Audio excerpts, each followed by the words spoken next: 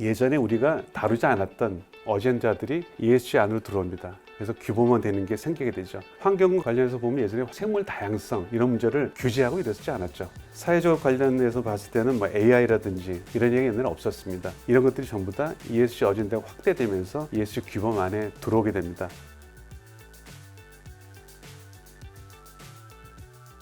근데 이제 ESG라는 시대로 바뀌게 되면서 ESG가 제도화되면서 좀 요구사항이 바뀌게 되죠. 그래서 왼쪽 칸에 보시면 전부 다 확대 이렇게 써놨는데 내용이 바뀌게 됩니다. 첫째, ESG 어젠다인데요.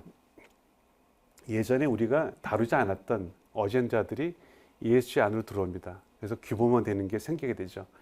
환경 관련해서 보면 예전에 생물 다양성 이런 문제를 규제하고 이랬지 않았죠. 사회적 관련해서 봤을 때는 뭐 AI라든지 다양성, 포용성, D&I 이런 얘기 옛날에 없었습니다. GR 관련해서도 이사의 전문성을 이용하는 BSM 새로 생긴 얘기들인데 이런 것들이 전부 다 ESG 어젠다가 확대되면서 ESG 규범 안에 들어오게 됩니다. 두 번째는 ESG 경영관리 범위 확대입니다. 우리 기업이 책임지는 범위가 나 그리고 내 사업장에 대한 책임만 졌었는데 이제부터는 나와 관련된 가치사슬, 공급망 전체에 대해서 책임지는 것으로 확대가 됩니다. 그래서 우리 기업뿐만 아니라 우리한테 공급하는 기업 또는 우리가 공급하는 기업까지도 모니터링하고 조치할 그런 의미가 생기게 됩니다. 이것이 그 스콥 3에 관련된 확인 의무에 관련된 CSRD 문제고요. 또 공급망 인권 실사, 환경 실사가 여기에 해당됩니다. 세 번째는 법적 책임의 확대인데요. 기존에 아까 말씀드린 것처럼 ESG는 잘하면 좋은 거죠. 잘하면 좋은 거 그런 거였는데 이제는 그 준수 의미가 없었던 연성 규범들이 경성 규범으로 변하게 됩니다. 그래서 이걸 어기게 된다면 예전과 달리 처벌도 받고 뭐 형사처벌도 있을 수 있고요. 막대한 매출액 기준의 과징금이라든지 아니면 민사소송에도 연루될 가능성이 있습니다. UNGP는 여러분 아시는 그 UN 가이딩 프린시플입니다. 인권에 관한 UN의 인권 지침인데 그냥 지침이고요. 각 국가나 기업들이 이 지침에 따라 가지고 내규를 만들고 했었죠. 하지만 이것이 경성 규범은 아니었습니다. 근데 이것도 EU 공급망 실사 지침이나 각종 인권 침해 법규에 따라 가지고 UNGP도 법규화되고 있습니다. 그 내용이 규범화된다는 얘기죠. 여태까지 자율적으로 했던 ESG 공시도 이제는 의무적으로 해야 되는 것이 됐기 때문에 이거를 안 하거나 아니면 잘못하면 또 처벌받는 그런 시대가 되고 있습니다. 네 번째는 관리 방식의 확대입니다. 지속 가능성 공시만 하더라도 예전에는 E와 SG 각 필요 관련 영역에 대해 가지고 데이터를 이제 외부적으로 공개하면 됐었는데 이제는 그것만 가지고 안 되고요. 우리 회사의 ESG 전략은 뭐고 운영은 어떻게 할 것이다 하는 이런 ESG 전략을 경영 전략에 전부 통합해야 되는 그런 시대가 됐습니다.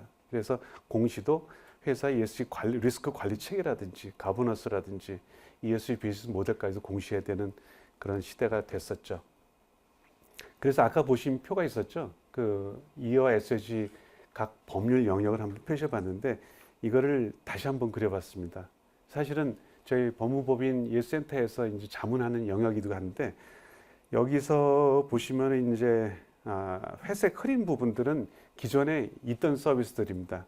뭐 환경 인허가 관련해서 컴플라이언스 한다든지 화학물질 관리, 화학물질 평가, 대기 수질 토양오염 관리 이런 것들은 이와 관련해서 기존에도 우리가 체크하고 뭐 준법 경영을 해야 되니까요. 자문을 했던 영역인데 나머지 까만 글씨들은 과거에 없던 자문 영역이 새로 생겼습니다. 뭐 그린워싱이라는 용어는 이제 얼마 생기지도 않았죠. 뭐 여러 가지 까만 글씨들 딱 보시면은 이것들이 과거에 없던 넓은 범위의 컴플라이언스 영역으로 들어왔다고 보시면 될 것 같습니다. 그래서 ESG라는 거는 그건 뭐냐? 법을 준수하는 것과 아울러서 법 이상의 것을 준수해야 된다. 뭐 이런 건데 이제는 그 법 이상의 것들이 규범화되고 있다. 이렇게 보시면 될 것 같습니다. 그냥 드리는 말씀이 아니라 실제적으로 국제적으로 제도가 되는 이제 규범화되는 내용들을 한번 쫙 넣어봤는데요. ESG가 글로벌 협약이라든지 글로벌 이니셔티브에 따라 가지고 각 국가별로 이렇게 규제와 뭐 제도로 통합되기 시작하죠. 그래서 규제 개혁들이 먼저 기업들이 니들 갖고 있는 ESG를 공시해라. 공시를 의무화하기 시작했고요. 공시하다 보니까 잘못된 공시를 체크를 합니다. 그래서 그린워싱 문제가 되고 너만 하지 말고 네 공급망 있는 거 다 해라. 그래서 공급망 실사법이 생기게 되고 뭐 공급망 실사라든지 워싱이라든지 공시의 기준을 만들어주게 해가지고 텍소노미라는 녹색 분류 체계가 만들어지고요. 뭐 이 밖에도 온실가스 규제뿐만 아니라 뭐 인권이나 플라스틱, 정보보호 등등 해가지고 ESG 각 영역이 법제화가 되고 있습니다. 색깔을 좀 달리 써놨는데요. 이 색깔이 아마 파란색으로 진한 걸수록 이제 실행 단계에 있는 법이라고 보시면 될 것 같고요. 아마 2023년 작년 그리고 올해 24년을 통해 가지고 이제 거의 대부분이 파란색이 되고 있습니다. 실제로 있는 법이라고 보셔야 된다는 말씀입니다.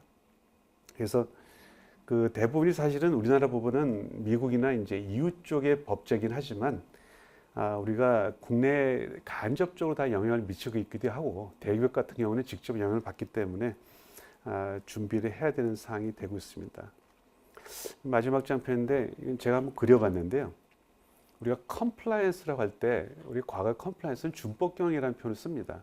그래서 오른쪽 위에 그림을 보시면은 과거의 컴플라이언스는 우리가 법원이나 검찰, 정부, 지자체를 상대로 해가지고 어떻게 법규 준수할 것인가 이거를 컴플라이언스로 요구했는데 현재는 그 컴플라이언스 여기에 투자가라는 사람이 들어옵니다.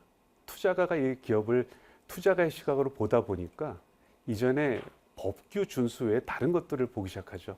그것이 왼쪽 그림인데 준법 경영만 가지고는 이게 해결할 수 없는 이슈 생기죠. 당연히 윤리적 경영을 해야 되고 이런 경영 관리를 진행하면서 이해관계자들을 지역 뭐 사회단체든 아니면 NGO든 그다음은 협력업체든 종업원이든 소비자든 이런 이해관계자 관리를 해야 되고 그러다 보니까 환경경영, 사회경영, CSR 경영 우리가 말하는 지속가능 경영 전체가 이 컴플라이언스 영역으로 오게 됐습니다. 이거를 바꿔 얘기하면은 ESG는 점점점 단단해서 경성 규범화되고 컴플라이언스는 점점점 범위가 넓어져 가지고 ESG 전반을 포괄하는 그런 시대가 됐다고 보시면 될 것 같습니다. 그걸 이제 하나씩 현실화된 규제만 간단히 보고요. 그 다음에 자세한 내용은 또 이따 다음 시간에 보도록 하겠습니다. 첫 번째는 정보공시입니다. 이제 ESG를 해라 이렇게 국제 기구나 이제 정부들이 얘기하다 보니까 먼저 기업들로 하여금 E와 SG 정보를 각각 공시하도록 하고 있습니다. 공시한 이유는 일단은 쉽게 말하면 투자가들이 봤을 때는 우리가 봤을 때는 이제는 기업의 생존과 발전에 있어서 재무 정보만큼 ESG 정보도 중요하다. 첫 번째는 리스크 관리 때문이지만 두 번째는 성장을 위해서도 ESG 정보가 필요하다는 중요하다는 그런 얘기입니다. 여기 이제 일단은 EU에서 CSRD라는 이제 정보 공시 의무가 제일 먼저 생기고 있고요. 미국 SEC도 똑같이 룰을 만들었습니다. 최근에 확정이 됐죠. 그 다음에 IFRS에서는 ISSB라는 그 재단을 통해 가지고 똑같이 공시 기준을 만들고 있습니다. 내용들은 대충 뭐 아실 것 같은데 보면은 비슷하고요. 대상 지역을 보면은 EU야 EU 대상이지만 EU에 뭐 진출한 기업이라든지 아니면은 장기적으로 넌 EU 기업이라도 모회사 같이도 영향을 받습니다. 미국 같으면은 미국 상장 기업이고요. 상장 기업이지만 우리나라도 나스닥이나 여기 상장한 기업들이 있죠. 한 10몇 개 정도 되는 것 같습니다. SK텔레콤, 포스코, 한전 해가지고 있죠. 그 기업들은 똑같이 해당이 됩니다. ISSB는 이제 채택한 국가별로 적용이 될 것이고요. 중대성 평가를 합니다. 그 기준을 발표도 돼 있는데 그 CSRD 같은 경우는 그 이중 중대성 평가를 합니다. 그래서 사회 환경이 기업에 재무적으로 미치는 영향뿐만 아니라 우리 기업이 사회 환경에 미치는 영향까지도 공시하도록 되어 있습니다. 그게 많이 다르죠. 온실가스 배출량 공시는 스코프 1, 2, 3를 다 공시하게 되어 있는데 문제는 그렇게 세게 나가진 않죠. 최근에 그 SEC 룰이 최근에 확정됐죠. 근데 여태까지 스코프 3가 해당된다고 그래가지고 미국 상장 기업과 관련이 있는 공무업체들, 한국 기업들 다 긴장을 했었는데 여기서 마지막으로 최종적으로 제어가 됐습니다. 그래서 스코프 1, 2만 하게 돼 있고요. 여전히 EU CSRD는 스코프 3까지 공시하도록 되어 있습니다. 근데 ISB나 CSRD나 SEC 다 공히 중대한 경우만 공시하도록 일단은 굉장히 완화했습니다.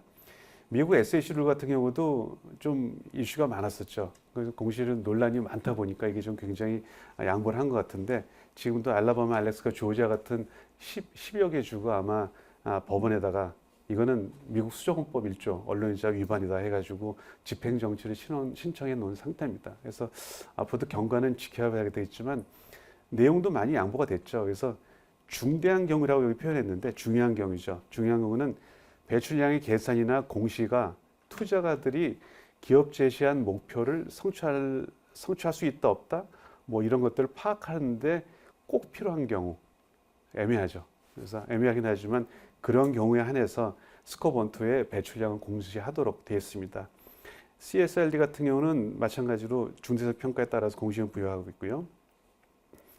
일단은 우리나라 기업들도 신속한 공시 대응 준비가 필요합니다. 우리나라 기업은 아주 ESG 공시 준비가 돼 있지 않죠. 공시도 의무화되지 않고. 하지만 EU나 SEC의 대상 기업이 될 수도 있고, 그 다음에 거기에 대상 기업의 협력업체에서도 필요할 수도 있기 때문에 지금부터 준비하셔야 될 것 같습니다. 특히 EU 같은 데는 현지 법인이 있으신 기업이 혹시 있으실지 모르겠지만 적용 대상일 경우에는 현지 법인의 그 ESG 가버넌스 잘 안 돼 있기 때문에 그런 부분도 지금부터 좀 신경 쓰셔야 될 것 같습니다.